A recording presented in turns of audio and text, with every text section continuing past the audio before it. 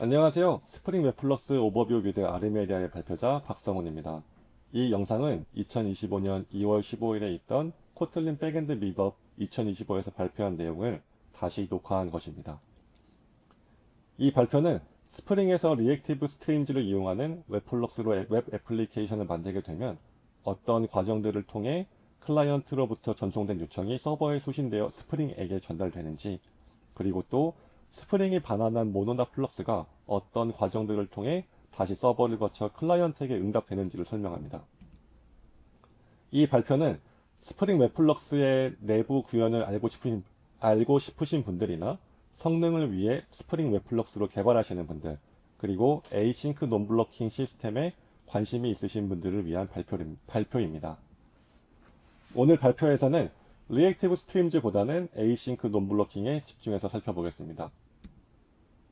먼저 이야기를 시작하기에 앞서 여러분들은 왜 웹플럭스로 개발을 하시나요? 아마 많은 이유가 있으실 것 같습니다. 에이싱크 논블로킹 처리를 통한 스레드 자원 사용 효율화, 그리고 펍섭 메커니즘, 백프레셔 등등 리액티브 스트림즈의 철학을 바탕으로 웹 애플리케이션을 개발하기 위해 사용하실 것 같습니다. 하지만 많은 분들이 스레드 자원 효율화를 통한 성능 향상을 위해 웹플럭스에 관심이 많으셨을 것 같아요.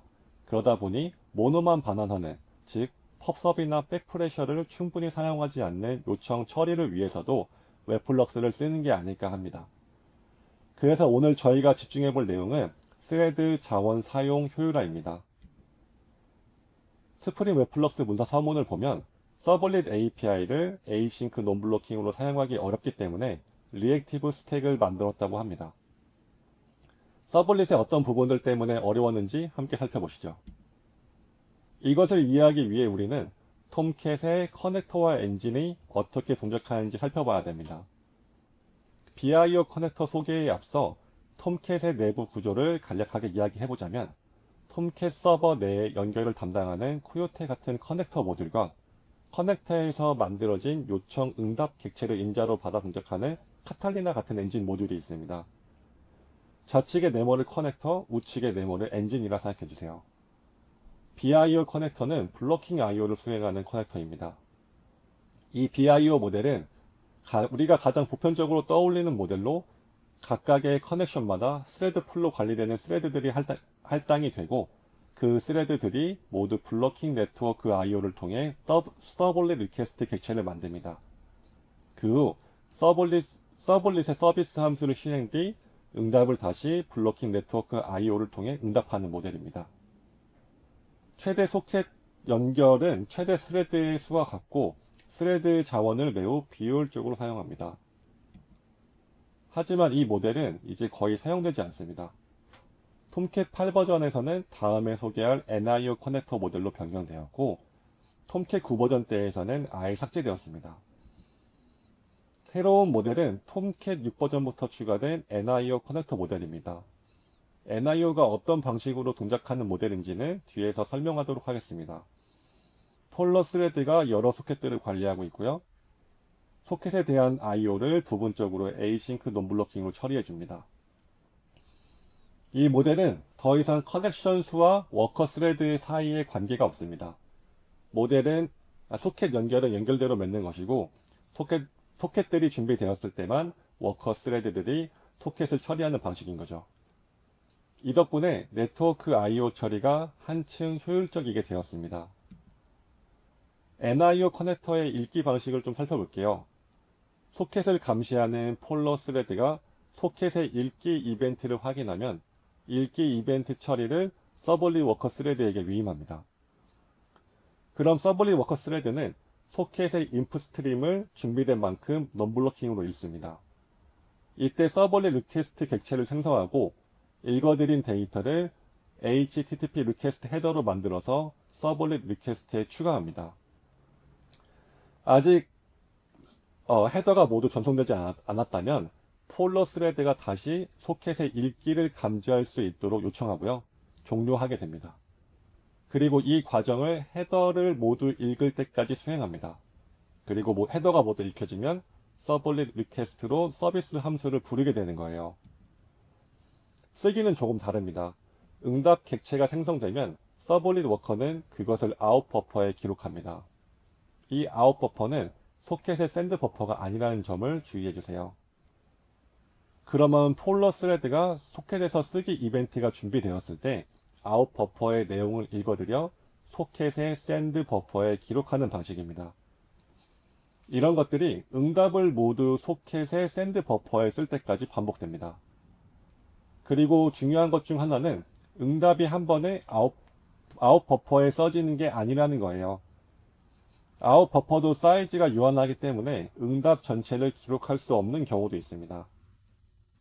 이 경우에는 아웃 버퍼에 공간이 날 때마다 응답 데이터의 나머지들을 기록하게 되는데요.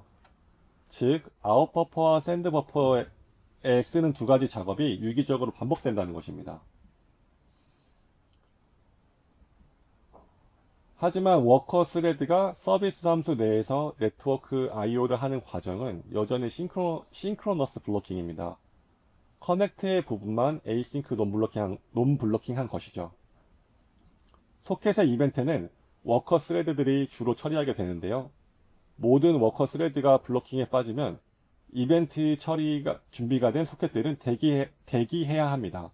연결은 맺어졌을지언정 아무것도 못하고 대기하는 거죠. 서블릿은 이런 문제를 해결하기 위해 두 가지 스펙을 추가해 왔습니다. 첫 번째는 서블릿 3.0에서 추가된 에이싱크 서블릿 스펙입니다. 이전과 동일한 방법으로 서블릿 리퀘스트를 생성하지만 서블릿 처리를 다른 스레드에게 위임하고 워커 스레드는 즉시 반환시킵니다. 이런 메커니즘을 통해 소켓 이벤트를 처리할 수 있는 워커 스레드를 더 많이 가용할 수 있게 되었고 좀 더 효율적으로 네트워크 IO를 수행할 수 있습니다. 하지만 여전히 서블릿 API에서 블로킹 IO는 존재하고요. 서블릿의 서비스 함수 수행을 위한 별도의 스레드들이 많이 필요하기 때문에 시스템 전체로 보면 여전히 많은 스레드가 필요합니다. 이 문제를 해결하기 위해서 서블릿은 3.1에 Async Non-Blocking IO API를 추가했습니다. 기존의 서블릿 아웃풋 인풋 스트림에 이벤트 리스너를 달 수 있게 되었고 소켓이 준비되었을 때만 읽기 쓰기를 할 수 있게 되어서 더 이상 네트워크 IO에서 블로킹이 발생하지 않습니다. Async Non-Blocking은 읽기 코드 샘플을 좀 가져와 봤는데요. 보이시는 코드처럼 인풋 스트림에 읽기 리스너를 등록할 수 있고요. 읽기가 준비될 때마다 onDataAvailable 함수가 불립니다.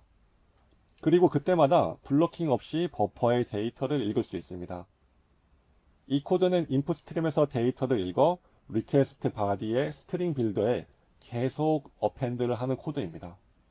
읽기가 완료되면 리퀘스트 바디 스트링 빌더에는 요청 바디 전체가 있겠죠. 샘플 코드에서는 생략했지만 이 이벤트 콜백 외에도 읽기가 완료되었다거나 읽기 중에 에러가 발생했다는 등의 콜백도 등록할 수 있습니다. 드디어 서블릿은 온전한 에이싱크 논블로킹을 지원할 수 있게 되었습니다. 그리고 이 모델에서는 서블릿 내에서 다른 요인으로 인해 블로킹이 발생하지 않으면 fully async 논블로킹이 가능합니다. 그러면 정말 모든 문제가 해결됐을까요? 아쉽게도 또 한 가지 문제가 존재합니다. 서블릿 API의 get 파라미터나 get 파트 같은 일부 API들은 async 논블로킹 IO를 사용하여 죄송합니다. 슬라이드 19. 아쉽게도 또 한 가지 문제가 존재합니다. 서블릿 API의 get 파라미터나 get 파트 같은 일부 API들은 async non-blocking IO 사용 여부와 무관하게 모든 요청 내용을 인풋 스트림에서 한 번에 읽어드리기 때문에 그 과정에서 블로킹에 빠지게 됩니다. 서블릿 3.1의 async non-blocking IO 스펙은 리스너를 통해 처리될 때에만 동작하므로 이처럼 인풋 스트림을 직접 사용하는 경우에는 블로킹이 발생하기 때문입니다. 따라서 결과적으로는 서블릿 API로 async non-blocking으로 동작하는 웹 애플리케이션을 개발하기가 매우 어려워집니다. 그래서 서블릿 API를 사용하지 않는 스프링 웹플럭스라는 것이 생겨났습니다. 이 스프링 웹플럭스에서는 논블로킹과 잘 동작하는 새로운 API를 만들었고 비동기 기반 서버들을 이용해서 이 새로운 API를 사용하게 됩니다. 또한 서버는 저수진의 API로 추상화되어 있기 때문에 여러 서버들을 쉽게 이용할 수 있습니다. 그 중에는 위에서 언급한 서블릿 3.1 에이싱크 논블로킹을 이용하는 것들도 있고요. 단 이 경우에는 앞서 문제가 되었던 get 파라미터, get 파트 같은 것들은 이용하지 않고 스프링 웹플럭스에서 제공하는 대체 기능을 통해 논블로킹으로 공략합니다. 하지만 이번 발표에서는 톰캣 같은 서블릿 3.1 스펙의 서블릿 컨테이너나 기본으로 사용되는 리액터 넷디가 아닌 아르메리아를 이용하여 살펴볼 예정입니다. 여기에서 아르메리아를 선택한 이유는 잘 알아서는 아니고 관심이 있고 과거의 기여 경험이 너무 좋았던 오픈소스라 틈틈이 공부하면서 분석하고 있었는데 이번 기회에 좀 더 알 수 있게 될 것 같아서 준비해 보았습니다. 그리고 우리가 살펴볼 요소들은 이제 다음과 같은 버전들을 가지고 있고 넷디는 NIO 셀렉터를 이용합니다. 통신 프로토콜은 HTTP 1.1을 이용합니다. 그리고 이 컨트롤러 코드가 우리의 요청을 수신한 스프링 웹플럭스의 컨트롤러입니다. 모너를 통해 전달되는 리퀘스트 바디를 내부로 가공해서 앞에 에코를 붙인 다음에 모노를 통해 리턴합니다. 자, 그럼 자세한 설명에 앞서 전체적인 그림을 보도록 하겠습니다. 가장 왼쪽에는 클라이언트가 있고요. TCP 전송 프로토콜을 통해 HTTP 요청을 서버로 보냅니다. 서버는 아르메리아이고요. 이 부분을 자세히 살펴보면 내부적으로 4가지 요소가 있습니다. NIO, 넷디, 코덱, 서비스입니다. 이것들을 하나씩 살펴보게 될 것입니다. 이것들을 거쳐서 뒤로 가다 보면 스프링의 요소들이 보이고요. 아르메리아의 서비스와 스프링의 웹 핸들러가 서버 웹 익스체인지라는 것을 통해 접점이 있는 것을 보실 수 있습니다. 이 그림은 우리가 바라보게 될 최종 결과물인데요. NIO, 넷디, 코덱, 서비스가 어떻게 되어 있고 그 사이를 어떤 데이터들이 어떻게 흐르는지 알아보게 될 것입니다. 첫 번째 요소는 NIO입니다. 자바 NIO는 에이싱크 논블로킹을 지원하는 IO API입니다. 블로킹 IO 모델 극복하기 위해서 자바4에서 추가되었습니다. 또한 비슷한 이름으로 NIO2도 있으나 이번에는 다루지 않습니다. 설명에 앞서 질문을 하나 해보겠습니다. 기존의 IO는 왜 블로킹이 발생하는 걸까요? 아웃풋 스트림의 라이트, 인풋 스트림의 리드는 왜 블로킹이 발생할까요? 우리는 읽기, 쓰기 2가지 관점에서 이 부분을 살펴볼 것입니다. 우리가 소켓의 인풋 스트림에 리드를 호출하게 되면 시스템 콜을 통해서 커널의 리시브 버퍼에서 데이터를 얻으려 합니다. 만약 리시브 버퍼에 클라이언트가 전달한 데이터가 있다면 데이터를 복사하고 제어권을 반환합니다. 하지만 만약 데이터가 없다면 클라이언트가 데이터를 보낼 때까지 제어권을 반환하지 않고 대기하며 이로 인해 애플리케이션은 블로킹에 빠지게 됩니다. 그리고 클라이언트가 데이터를 보내면 그 데이터를 복제 후 제어권을 반환하며 스레드는 블로킹이 해제됩니다. 소켓의 아웃풋 스트림에 라이트를 호출하게 되면 마찬가지로 시스템 콜을 통해 커널의 샌드 버퍼에 데이터를 쓰려 시도합니다. 만약 샌드 버퍼에 데이터를 기록할 수 있는 충분한 공간이 있다면 샌드 버퍼에 데이터를 쓴 뒤 그 즉시 제어권을 반환합니다. 하지만 만약 샌드 버퍼의 공간이 충분하지 않다면 데이터를 모두 쓸 때까지 제어권을 반환하지 않고 이때 애플리케이션의 스레드는 블로킹에 빠지게 됩니다. 단, 이 제어권 반환은 TCP 전송 성공 여부와 무관하게 동작합니다. 즉, 데이터가 실제로 네트워크를 통해 모두 전송되어야 제어권을 반환하는 것이 아닌 샌드 버퍼에 쓰기만 해도 제어권을 반환하는 것이죠. 우리가 이 2가지 메커니즘에 대해서 살펴보았는데요. 여기에서 논블로킹 IO에 대한 힌트가 있습니다. 바로 샌드 리시브 버퍼의 준비 여부를 알 수 있다면 블로킹을 피할 수 있다는 것이죠. 자바 NIO는 리드 라이트 연산이 준비되었다는 이벤트를 확인하는 메커니즘을 통해 이 문제를 해결합니다. NIO에는 셀렉터라는 것이 존재합니다. 이 셀렉터는 자신이 이벤트를 감지하고자 하는 채널들에게 감지 대상 이벤트와 함께 등록됩니다. 그리고 스레드가 자신에게 이벤트가 발생한 소켓 채널들을 질의하면 OS의 감지 메커니즘을 통해 이벤트가 발생한 대상들을 확인하고 스레드에게 통보해 줍니다. 그리고 이벤트가 발생한 소켓 채널이 있다면 스레드는 각각의 소켓 채널들에게 IO를 수행시킵니다. 각각 연산의 종류에 알맞게 샌드 혹은 리시브 버퍼가 준비되어 있는 상태이므로 읽기, 쓰기 연산을 하더라도 블로킹이 발생하지 않습니다. 이 개념이 낯서신 분들을 위해 중요한 코드를 보여드리자면 무한 루프를 돌며 셀렉터가 이벤트를 감지하길 기다립니다.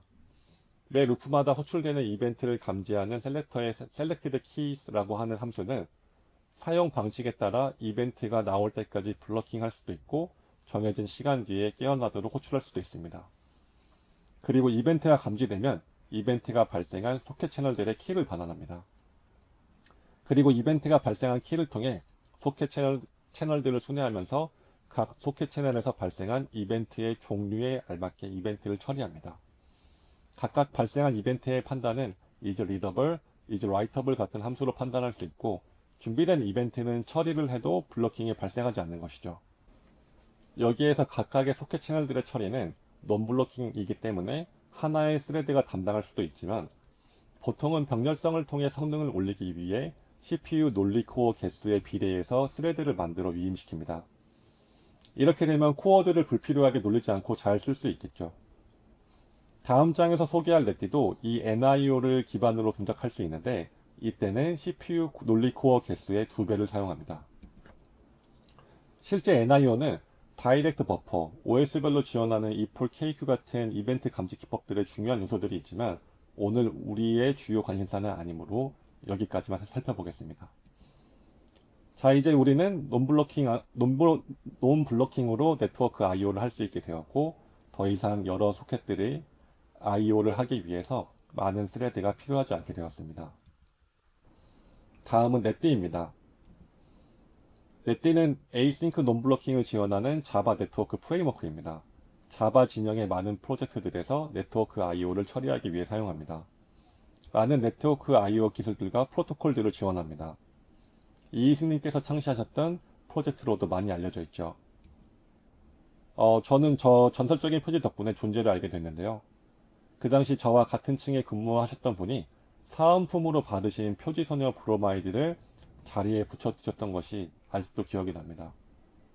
그리고 이제 저 책은 정가의 2배 이상으로 거래되는 매우 희귀한 책이 되어버렸습니다. 그럼 다시 돌아와 보자면 넷디의 핵심적인 요소는 바로 비동기로 동작하는 이벤트 루프입니다. 이 이벤트 루프는 보스 그룹, 차일드 그룹으로 나뉘는데요. 이 그림에서 보스 그룹은 서버 소켓 채널을 담당하는 좌측 상단의 파란색 이벤트 루프이고요. 차일드는 각각 자신만의 소켓 채널들을 가지고 있는 자주색의 이벤트 루프들입니다. 예제의 모든 이벤트 루프들은 내부에 싱글 스레드를 하나씩 가지고 있고요. 이 스레드를 이용해서 이벤트 루프 내에서 발생하는 이벤트들을 처리합니다. 하나의 소켓 채널은 하나의 자식 이벤트 루프에만 소속이 되며 하나의 자식 이벤트 루프는 복수 개의 소켓 채널을 가집니다. 이게 전체적인 오버뷰인데요. 소켓 채널과 채널 파이프라인, 그리고 그것을 따라 흐르는 이벤트 혹은 데이터들, 그리고 마지막으로 그것들을 처리하는 채널 핸들러들로 구성됩니다. 넷디의 API는 Fully Async Non-Blocking을 지원하며 네트워크 IO를 추상화된 형태로 제공해서 개발자들이 자신의 애플리케이션 로직에만 집중할 수 있게 해줍니다. 넷디의 중요한 요소들을 하나씩 살펴보겠습니다. 첫 번째는 소켓 채널입니다. 클라이언트가 서버 소켓으로 보낸 연결 요청이 억셉트 되면 생성됩니다. 채널은 어떤 네트워크 IO 기능을 이용하느냐에 따라 구현체가 나뉩니다. 맥에서 스프링 웹플럭스를 아르메리아와 함께 실행시켜보면은 KQ 소켓 채널이라는 것이 만들어질 거고요. 리눅스에서 실행시켜보면은 ePOL 소켓 채널이라는 것이 만들어질 겁니다. 이처럼 OS에서 지원하는 이벤트 감지 기능에 따라 구현체가 달라질 수 있습니다. 우리는 위의 기술들이 추상화된 NIO를 이용한다고 가정하기 때문에 NIO 소켓 채널이 생성됩니다. 네트워크 리드 라이트가 일어날 때 NIO 소켓 채널을 통해 NIO를 이용하여 동작합니다. 두 번째는 채널 파이프라인입니다. 채널은 생성될 때 자신만의 채널 파이프라인을 생성합니다. 그리고 이 채널 파이프라인은 채널과 생명 주기를 함께합니다. 그리고 채널 파이프라인은 처음 생성될 때 헤드와 테일이라고 하는 기본 채널 핸들러를 파이프의 처음과 끝에 등록합니다. 헤드는 NIO 소켓 채널 unsafe라고 하는 NIO 이벤트 루프와 협력하여 실제 네트워크 IO를 유발시키는 그런 특별한 객체와 협력합니다. 채널 핸들러와 채널 컨텍스트는 뒤에서 이어 설명해 보겠습니다. 이렇게 생성된 채널은 하나의 이벤트 루프에게 할당됩니다. 우리의 경우 NIO 이벤트 루프가 됩니다.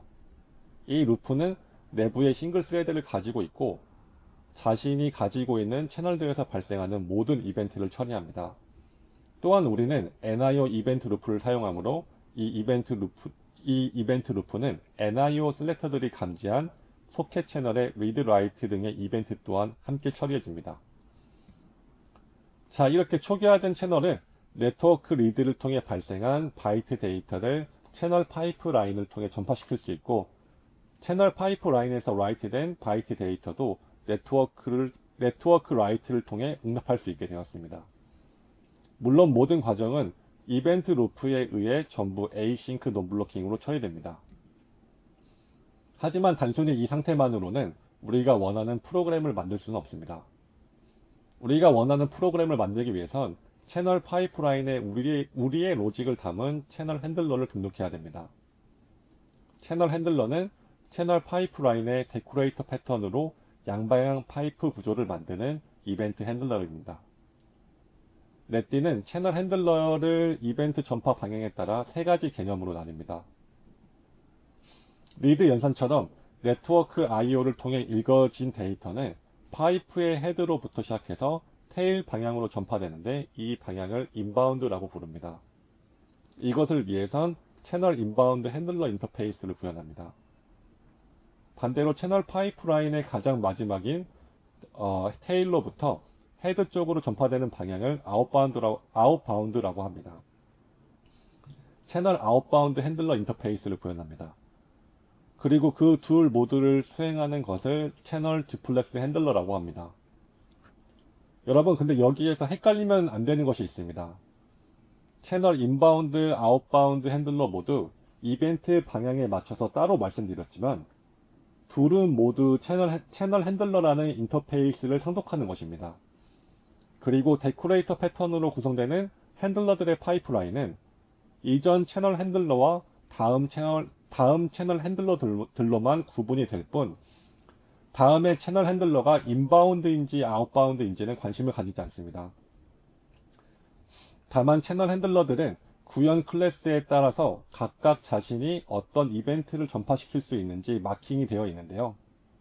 이벤트의 전파는 자신의 다음 채널 핸들러들 중 자신이 전파시킬 이벤트를 처리할 수 있다고 마킹되어 있는 가장 가까운 채널 핸들러들을 찾아 이벤트를 전파할 뿐입니다. 그래서 그림이 이렇게 인바운드든 아웃바운드든 채널 파이프라인의 한 칸을 차지하고 있고요. 빨간 화살표들이 지나가는 흰색 부분을 가지는 채널 핸들러들이 있는 것입니다. 또한 이 채널 핸들러들은 동적으로 원하는 위치에 추가 제거가 가능합니다. 이를 통해 이닛된 바이트 데이터에 따라 동적으로 채널 파이프라인을 수정할 수 있습니다. 예를 들어 클라이언트에서 보내진 요청의 첫 바이트에 따라 채널 파이프라인의 채널 핸들러들을 변경해서 HTTP2용 혹은 HTTP1용 채널 핸들러를 이용하게 할 수도 있습니다. 그리고 이런 채널 핸들러의 객체는 통상적으로 하나의 채널 파이프라인을 위해 동작합니다. 따라서 멤버 변수를 가질 수도 있습니다. 하지만 간혹 한 객체가 여러 채널 파이프라인에 공유되는 채널 핸들러 클래스들도 존재하는데요. 이때는 쉐어러블 애노테이션을 슬라이드 50. 또한 이 채널 핸들러들은 동적으로 원하는 위치에 추가 제거가 가능합니다. 이를 통해 조건에 따라 동적으로 채널 파이프라인을 수정해서 이벤트 처리를 다르게 가져갈 수도 있습니다. 그리고 이런 채널 핸들러들의 객체는 통상적으로 하나의 파이프라인을 위해 공적합니다. 따라서 멤버 변수를 가질 수도 있습니다. 하지만 간혹 한 객체가 여러 파이프라인에 공유되는 핸들러 클래스도 존재하는데요. 이때는 쉐어러블 애노테이션을 클래스에 추가해서 이것이 공유가 됨을 알려줘야 하고 무상태로 만들어줘야 합니다. 이해를 돕기 위해 채널 리드를 수행하는 인바운드 핸들러 일부를 가져와 봤습니다. 이 핸들러는 로깅 핸들러이고요. 파이프라인의 읽기 이벤트가 발생하면 이 핸들러의 채널 리드가 불립니다. 그리고 이 메서드는 전달된 메시지를 로깅합니다. 이것이 이 핸들러의 애플리케이션 로직인 거죠. 이 예제에서는 로깅한 다음도 중요합니다. 자신의 비즈니스를 다 수행하고 이벤트를 다음 핸들러에게 전파시키기 위해서는 주입된 컨텍스트 객체의 fire 채널 리드 함수를 불러서 전파시켜야 합니다. 그러면 읽기 이벤트가 파이프의 다음 핸들러로 전달이 되고 다시 그 핸들러의 비즈니스 로직이 수행되겠죠. 만약 채널 fire 리드를 부르지 않는다면 이벤트의 전파를 중단시키는 효과를 가집니다. 이런 것이 왜 필요한지는 뒷부분에서 설명해 보도록 하겠습니다. 채널에서 발생할 수 있는 이벤트들은 다양합니다. 사전에 정의된 이벤트들도 있고 사용자가 이벤트를 정의할 수도 있습니다. 이러한 이벤트들은 채널 파이프라인, 채널 핸들러 컨텍스트를 통해서 유발시킬 수 있습니다. 단 이벤트를 유발시킬 때 주의해야 하는 것이 있습니다. 채널과 채널 파이프에서 유발시키는 그 시작 위치와 컨텍스트에서 유발시키는 시작 위치가 다르다는 것입니다. 채널과 파이프에서 인바운드 계열의 이벤트를 유발시키면 헤드부터 전파가 됩니다. 아웃 계열의 이벤트를 유발시키면 테일부터 전파가 됩니다. 하지만 컨텍스트를 통해 이벤트를 유발시키면 앞서 언급된 파이프라인의 양끝단이 아니라 현재 컨텍스트 핸들러의 다음 핸들러부터 이벤트가 발생합니다. 만약 인바운드 이벤트를 유발시키면 다음 채널 인바운드 핸들러, 아웃바운드 이벤트를 유발시키면 다음 채널 아웃바운드 핸들러부터 이벤트가 유발되는 것이죠. 넷디에는 특별한 채널 핸들러들이 있습니다. 바로 디코더, 인코더라고 불리는 것들인데요. 기본적으로 소켓 채널은 바이트 데이터들만 읽고 쓸 수 있습니다. 하지만 우리 프로그램은 바이트 같은 저수준 데이터를 이용하기보다는 의도를 가지고 설계된 클래스의 객체를 이용하여 프로그래밍이 됩니다. 즉 누군가는 바이트를 HTTP 요청 객체로 바꿔야 손쉽게 요청에 따른 핸들링을 할 수 있고 HTTP 응답 객체를 바이트로 바꿔줘야 TCP를 통해 라이트를 할 수 있다는 것이죠. 디코더는 인바운드를 처리합니다. 즉 리드를 통해 전달된 메시지를 처리하는 것입니다. 바이트로 전달된 HTTP 요청을 정의된 요청 클래스 객체로 변환하는 것이 우리의 가장 대표적인 예제일 것입니다. 디코더는 바이트 투 메시지도 존재하고 메시지 투 메시지도 존재합니다.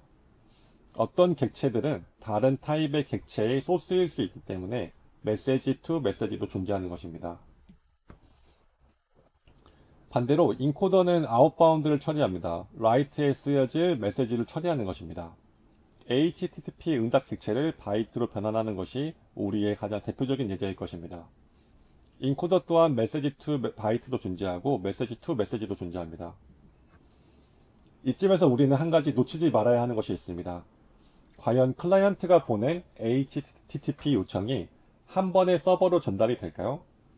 클라이언트가 보낸 요청이 TCP 세그먼트로 나뉘어져 네트워크를 통해 서버에 전달되는데 이때 요청 크기와 네트워크 사정에 따라 전체가 한 번에 전송될 수도 있고 여러 번에 걸쳐 전송될 수도 있습니다.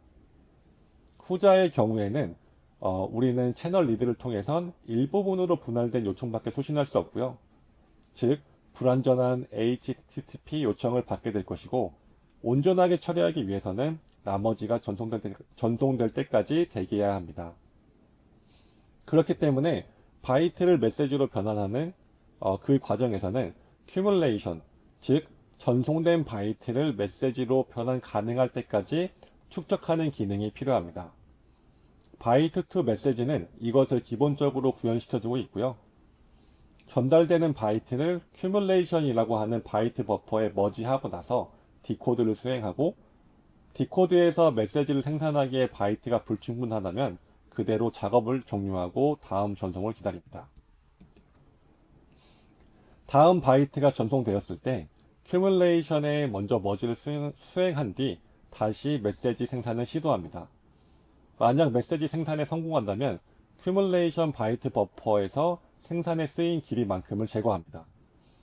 이런 식으로 디코더는 메시지를 만들 때까지 버퍼의 데이터를 축적시키기 때문에 최대 축적 가능 길이를 넘으면 문제가 될 수 있습니다. 이때는 적절한 에러를 클라이언트에게 반환하는 등의 방식으로 처리를 해줘야 합니다. 만약 바이트 투 메시지 디코더가 메시지를 생산하지 못하면 다음 핸들러에게 넘길 것이 없을 텐데 어떻게 될까요? 다음 채널 핸들러의 리드 함수를 호출하지 않고 바로 종료하기 때문에 다음 이벤트가 다시 발생해야 나머지 것들이 처리 가능합니다. 다음 이벤트로는 넷디에 정의된 이벤트나 사용자 이벤트를 이용할 수 있습니다. 가령 일정 시간 이내에 다음 바이트가 오지 않으면 그때 사용자 이벤트를 발생시켜서 이 사용자 이벤트를 만나게 되면은 리퀘스트 타임아웃 처리를 한다거나 할 수 있습니다. 다만 우리의 상황에서는 다음 TCP 세그먼트가 전송될 거라고 가정하고 다음 리드 이벤트가 곧 발생한다고 생각해 주셔도 됩니다. 그리고 다음 리드 이벤트를 통해 잔여 바이트가 전송이 되고 그것으로 메시지를 만들 수 있다고 생각해 주세요. 여러분, 아까 제가 하나의 채널이 모든 이벤트 처리 과정은 하나의 이벤트 루프에서 실행되고 이 이벤트 루프는 싱글 스레드라고 말씀드렸던 거 기억하시나요? 그런 구조 때문에 채널의 구성 요소들은 대부분 경합 상태가 없다는 가정하에 만들어져 있어 여러 스레드에서 동시에 접근하면 문제가 될 수 있습니다. 넷디는 이것을 어떻게 방지할까요? 그건 바로 여러분들이 보시는 코드의 답이 있습니다. 이 코드에는 채널의 리드 이벤트를 전파하는 코드인데요. 첫 번째 라인의 if executor in event loop 부분을 보실 수 있습니다. 이 코드의 우측에 in event loop라는 함수를 부르고 이 함수는 결국 이벤트 루프의 스레드가 현재 코드를 수행하고 있는 스레드와 같은지 확인합니다. 같다면 바로 next의 invoke 채널 리드를 호출해서 이벤트를 전파시키고요. 아니라면 이벤트를 전파시키는 것을 런어블 형태로 만들어서 이벤트 루프에게 위임합니다.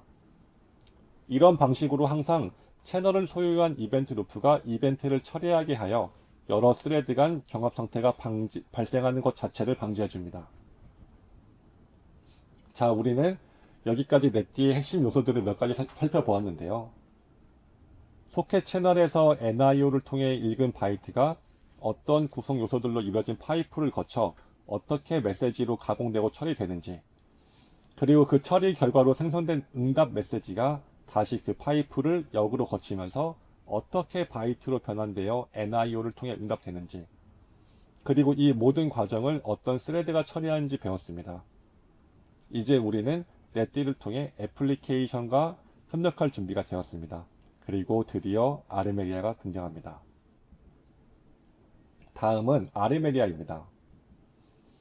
아르메리아는 라인에서 오픈소스를 개발하고 있는 리액티브 스트림즈를 지원하는 에이싱크 논블로킹 서버입니다. 특히 단일 포트로 멀티 프로토콜을 지원할 수 있는 특징이 있습니다. 다양한 프로토콜 및 기능을 제공하고 스프링과 같은 프레임워크와 연동도 지원합니다. 마찬가지로 이희승님께서 참여하셨던 프로젝트입니다. 오늘은 스프링 웹플럭스와의 연동 및 HTTP 요청 응답에 집중해서 살펴보겠습니다. 아르메리아는 넷디의 디코더 인코더를 확장하여 채널 파이프라인에 추가하고 메시지를 고수준의 HTTP 타입 객체로 변환시켜 요청 응답을 처리합니다. 그리고 그 요청들은 결국 스프링 웹플러스에게 전달되는 것이죠. 지금 보이시는 이 그림이 아르메리아 관점에서 넷디 파이프를 바라본 것인데요. 여기에서 나타난 주요 요소들을 하나씩 따라가 보겠습니다. 아르메리아는 넷디의 HTTP 리퀘스트 디코더 인코더들을 확장한 HTTP 서버 코덱이라는 것을 이용해서 바이트와 HTTP 관련 객체들 사이에 인코딩, 디코딩을 수행합니다. 이 서버 코덱이 바이트와 넷디 관련된 클래스들을 디코딩, 인코딩 한다고 말씀드렸는데요. 다시. 슬라이드 66. 넷디는 HTTP와 관련하여 6가지 종류 클래스들이 존재합니다. 요청과 응답의 헤더를 의미하는 HTTP Request Response 클래스들이 있고요. 이것들에는 HTTP 헤더 정보들이 포함됩니다.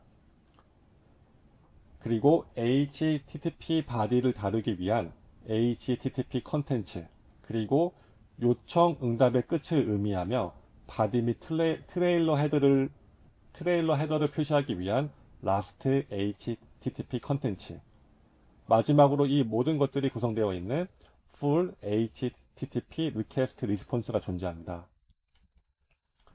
서버 코덱은 HTTP 리퀘스트 디코더는 처음 수신되는 바이트를 이용하여 HTTP 헤더를 의미하는 HTTP 리퀘스트 객체를 먼저 만들어서 멤버 변수에 저장합니다.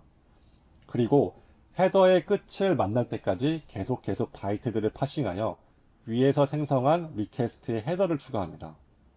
헤더가 모두 파싱이 되기 전에는 다음 핸들러에 전달하지 않고 있다가 헤더가 모두 파싱이 되면은 이 디코더는 이 리퀘스트 객체를 다음 채널 핸들러에게 전달합니다.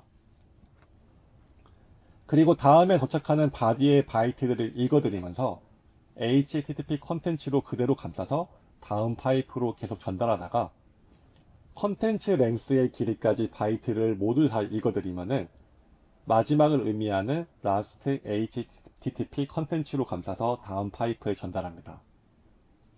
이 과정은 한 번의 이벤트 처리로 일어나는 것이 아니고 앞서 넷디에서 설명드린 것처럼 네트워크를 통해 바이트가 전송될 때마다 일어나게 됩니다. 그 다음 채널 인바운드 핸들러는 앞서 전달된 넷디 HTTP 리퀘스트를 이용하여 동작합니다. 프로토콜에 알맞게 요청이 구성되었는지, 요청에 문제가 있다면 어떤 응답을 받아날 것인지 등을 결정합니다. 하지만 우리 예제에서 가장 중요한 책임 중 하나는 넷디의 리퀘스트를 요청에 대한 문맥들과 함께 스트리밍 가능한 아르메리아의 스트리밍 디코디드 HTTP 리퀘스트로 변환시키는 것입니다. 이 문맥에는 라우팅에 관한 정보나 이벤트 루프에 대한 참조 등이 들어가 있습니다. 그리고 그것을 멤버 변수로 저장해서 다음 HTTP 컨텐츠, last HTTP 컨텐츠 처리에 이용합니다. 이 스트리밍 디코디드 HTTP 리퀘스트는 리액티브 스트림즈의 퍼블리시 API를 구현하고 있습니다. 즉 데이터를 발행할 수 있는 기능에 있으며 이 기능을 통해 후에 전달되는 요청 본문인 HTTP 컨텐츠나 last HTTP 컨텐츠를 리액티브 스트림즈의 파이프로 발행하게 됩니다. 그리고 이 리액티브 스트림즈의 파이프 구독자는 최종적으로 스프링 웹플럭스가 되는 것입니다. 스프링 컨트롤러 함수의 모노플럭스 요청의 본문 값들로 발행이 되는 거죠. 이런 역할을 하는 스트리밍 디코디드 HTTP 리퀘스트를 다음 핸들러로 넘깁니다. 단, 이 이후로 이 디코더에서 발생하는 리드 이벤트의 컨텐츠, 라스트 컨텐츠는 다음 핸들러로 넘기지 않고 스트리밍 리퀘스트에 퍼블리시하게 됩니다. 또한 이 스트리밍 리퀘스트의 내부 리액티브 스트림즈를 또한 이 스트리밍 리퀘스트의 내부 리액티브 스트림 파이프라인으로 데이터를 발행하는 퍼블리셔, 즉 스레드는 이 채널의 이벤트 루프를 이용합니다. 이런 구조이기 때문에 정말 채널에 대한 모든 이벤트 처리가 그 채널을 담당하는 이벤트 루프가 처리할 수 있는 것입니다. 우리의 여정에 등장하는 마지막 채널 인바운드 핸들러입니다.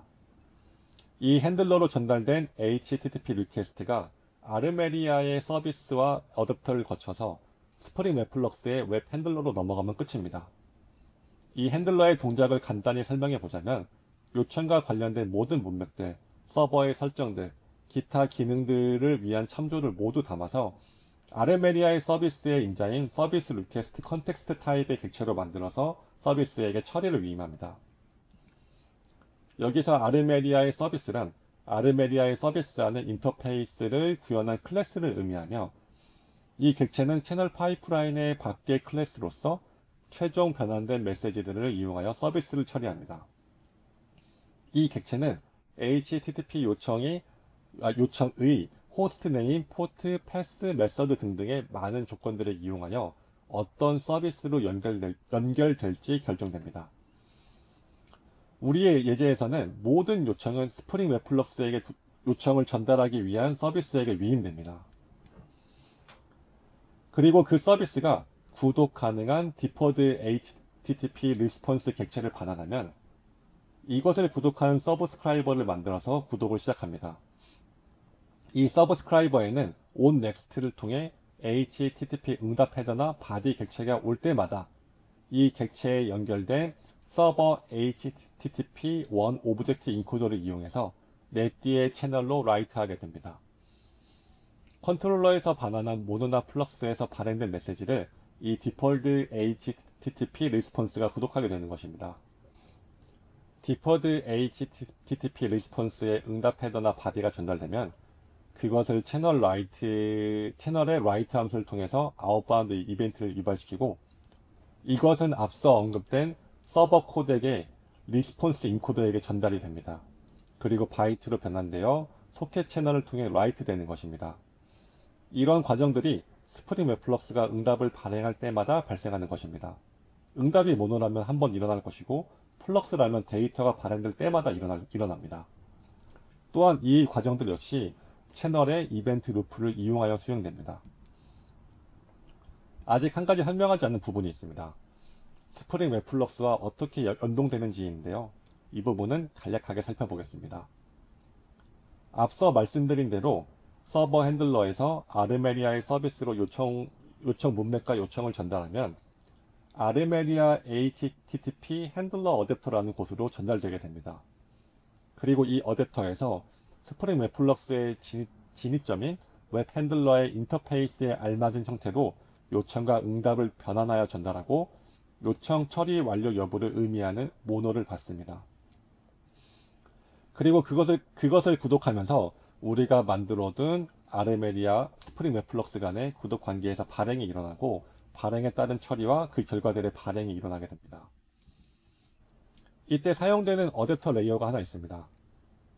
아르메니아 서버 HTTP 리퀘스트 리스폰스는 스프링 웹플러스의 서버 HTTP 리퀘스트 리스폰스 인터페이스를 아르메니아에서 구현한 것입니다.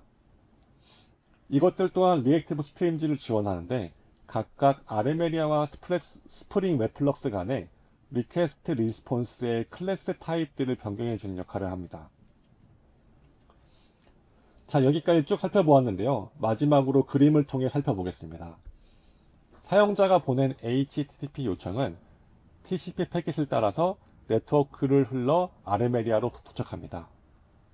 그럼 NIO를 이용한 넷디 NIO 소켓 채널을 통해서 바이트로 수신되고 그것이 HTTP 서버 코덱을 거치면서 헤더를 의미하는 HTTP 리퀘스트로 변환이 됩니다. 그리고 그 변환된 데이터는 HTTP1 리퀘스트 디코더를 통해서 아르메니아에 스트리밍 가능한 HTTP 리퀘스트 객체로 변경이 되고 그것들이 스프링 웹플러스에 전달되어 컨트롤러에서 이용할 수 있도록 구독 발행 관계를 만들어 갑니다.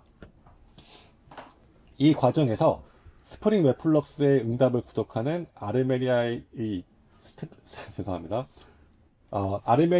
그 스트리밍이 가능한 HTTP 리스폰스가 반환이 되고 이것을 구독하는 구독 내부의 서버 HTTP1 오브젝트 인코더를 통해서 스프링 웹플러스가 발행한 데이터들이 채널의 라이트로 흐르게 됩니다.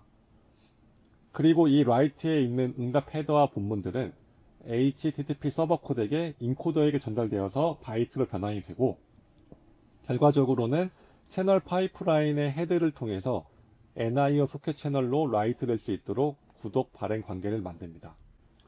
그리고 이 구독 발행 관계들이 구성되면 채널의 이벤트 루프, 즉 싱글 스레드가 모든 구독 발행 관계의 발행자가 되어서 이벤트들이 하나의 스레드에서 처리될 수 있게 합니다. 그리고 후속으로 도착하는 바이트들은 마찬가지로 서버 코덱의 리퀘스트 인코더를 거쳐서 콘텐츠 혹은 라스트 콘텐츠로 변환이 되고, 이것을 위해서 언급한 스트리밍 가능한 아르메리아의 리퀘스트 객체에 쓰기 시작합니다.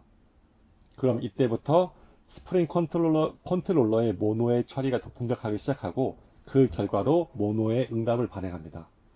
그리고 결과적으로 우리가 구성한 응답 파이프라인을 따라 응답이 나가게 되고 종료합니다. 자, 이렇게 전체적인 과정을 살펴보았는데 내용이 잘 전달되었을까요? 처음 들으시는 분들께는 좀 복잡할 수 있겠지만 나중에 하나씩 곱씹어서 보시면은 사실 별게 아니라는 것을 아실 수 있습니다. 처음엔 비동기로 수행되어서 뭐가 뭔지 이해하기 복잡한 내용들이 이번 발표를 통해서 좀 더 쉽게 이해될 수 있었으면 좋겠습니다. 여기까지가 제 발표였고요. 제 발표를 들어주신 여러분들께 너무 감사드리고, 이 발표 자료를 만드느라 고생한 와이프 승주에게도 고마움을 전해봅니다. 그럼 발표는 여기서 마치겠습니다. 감사합니다.